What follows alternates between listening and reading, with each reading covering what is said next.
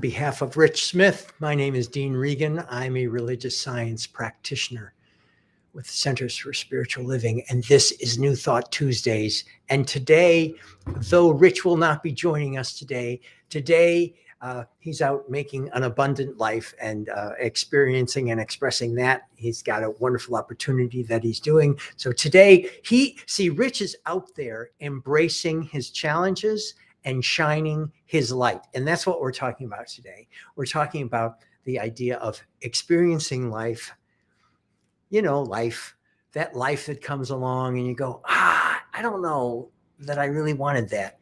Experiencing that life, identifying the challenges, and then shining your light.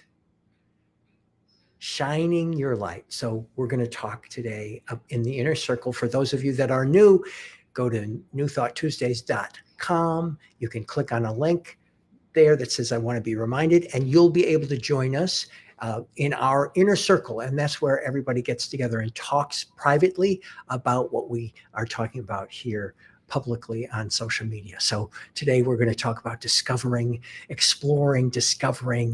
transformative power of creativity and overcoming adversity. I'm going to be talking from a first-person perspective on that, and then we're going to talk about the tools that we use in New Thought Ancient Wisdom teachings to identify the grace that is ever present. And if you don't believe it's ever present, well, stick with us. Just bit by bit, your belief may begin to shake a little bit more, and you may be able to embrace the sense that my creative potential is ever present, and it's my choice to use it or not to use it. Another choice. And we're going to be talking about New Thought Ancient Wisdom. This is great. We have a mobile call from Richard Smith. Richard Smith. What's up? We're on New Thought Tuesdays.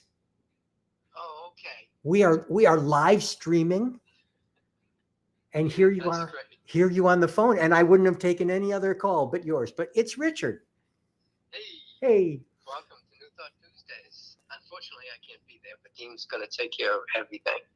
You guys Right. going to learn a lot about what are we doing today? What we're doing. You are out there shining your light, Richard, even under adversity. So go on, and you can even log in if you want, you're actually in the middle of doing something. So let me get back to this. Richard, I'll talk to you later. Have fun. Bye. Richard.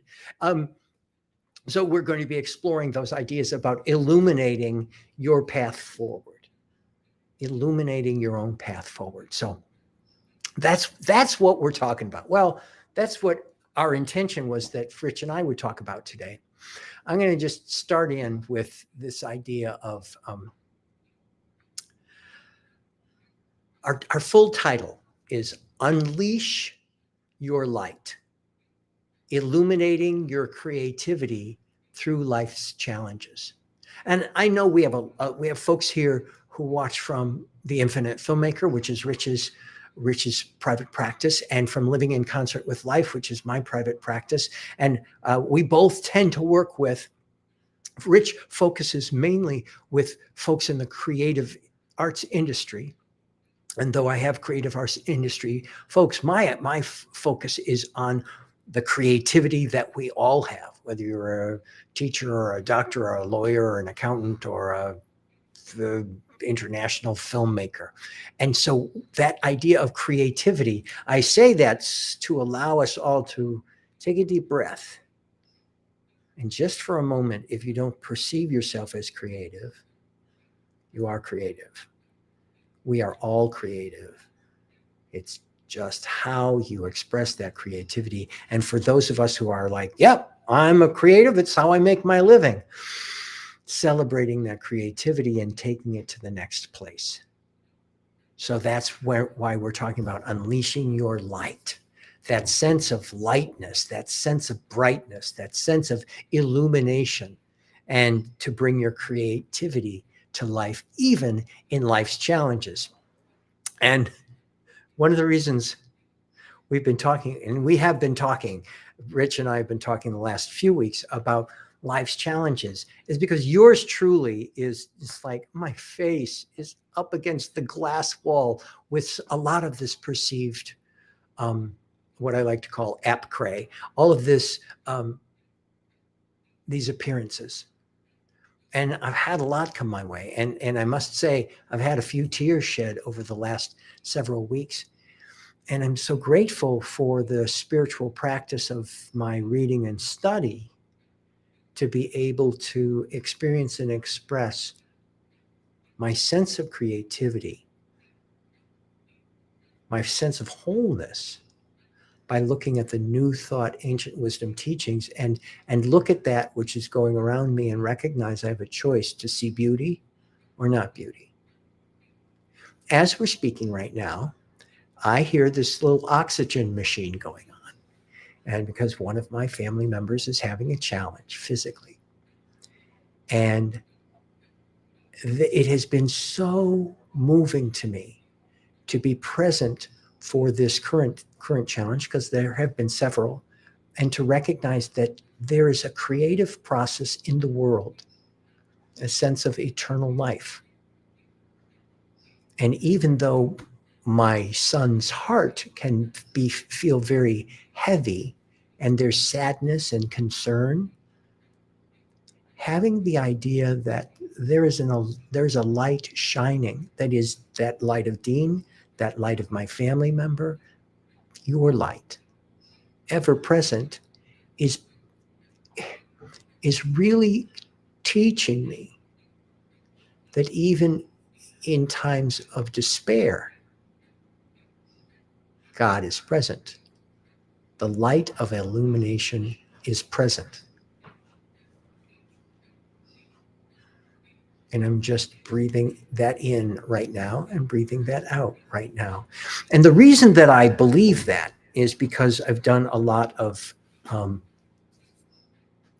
this from your mom's room. Is that okay? Yes. Sorry. My husband just came up and said, I'm doing New Thought Tuesdays from your mom's room. Is that okay? Like, yeah, rock on. This idea of having this challenge go on, and thanks for letting me share it with you guys. I hope it's not too personal for you, but it's real. Like I said, my face feels pushed up against the glass, but you see the smile on my face. I truly have joy as I am focused on these creative ideas.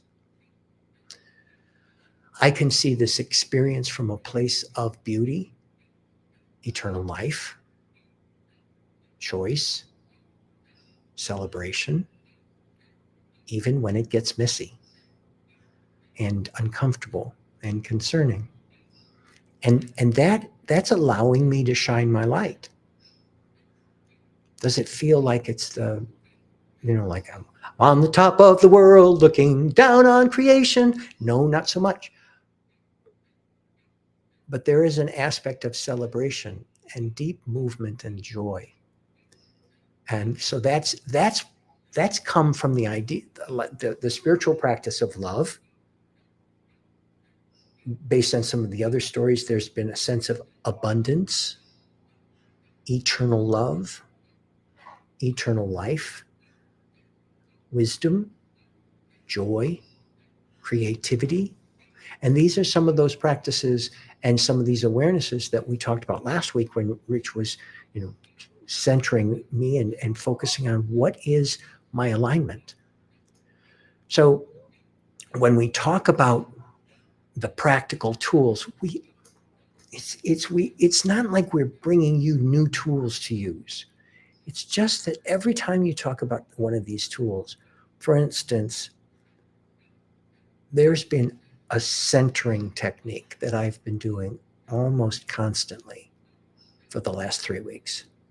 It's a practice of centering, and it happens in the moment for me to take a deep breath, to give gratefulness and and gratitude for love and peace, and to release that breath. Now that's a kind of walking meditation. A typical walking meditation for me is literally contemplative, step, breath, step, preferably in nature. But right now I am not walking in nature. I'm walking in hallways and supporting and celebrating life, just not outside. So I'm taking this form of meditation to find peace. So that's one of the practices that we've been doing. I've been praying a lot. And Frank was just asking me, we had something go down this morning. He said, well, are you going to cancel your clients and cancel New Thought Tuesdays? And I said, well, actually, no, unless I'm needed. If I take care of everything that I can take care of and schedule what needs to be taken care of, and make sure everything's good. And obviously people in the family are helping out. But that when I do this kind of New Thought Tuesdays, it's with beloved community. So just this opportunity to do New Thought Tuesdays and then to go into the inner circle, which I can't wait for. My real favorite part is to go into the inner circle. I enjoy this. I like reaching out to you folks, but it's the one-on-one that I really thrive with in the inner circle. The ideas, I enjoy being here. Right now, I am centering and aligning myself in the concepts of New Thought, Ancient Wisdom, particularly those ideas of Buddhism and those ideas of religious science, science of mind, as the philosophy by Ernest Holmes. Those are particularly what I call upon. But when you're talking about your creativity, this is what's bringing I'm creative right now. This is a form of creativity for me. When I am presented with a new challenge or a new puzzle to work with, it's like, okay, I breathe. I personally go and organize things because that's what I do. I like to put the external stuff in order as I'm aligning myself. It's a practice that I do that is not in part of our practices, but it's one of the things that brings me comfort and also helps me align in my thought. Like, boom, there's something that's just seemed to metaphorically hit me over the head. Let's take a deep breath and be creative, knowing that God is present always and in every way. And I have a daily visualization group, not my own Living in Concert with Life group, but a group that I take part in called Shut Up and Visualize. My friend Patrick Richwood does this every morning or 6 days a week, and I will sit there and visualize. And I was thinking just today, yes, and visualize, and that's great. I can visualize even deeper. As you're doing these tools, as you're using these tools, remember to give yourself new expansiveness. Visualize in different colors. Visualize in no colors. Visualize in textures. Visualize what smells are you taking in? What are you hearing?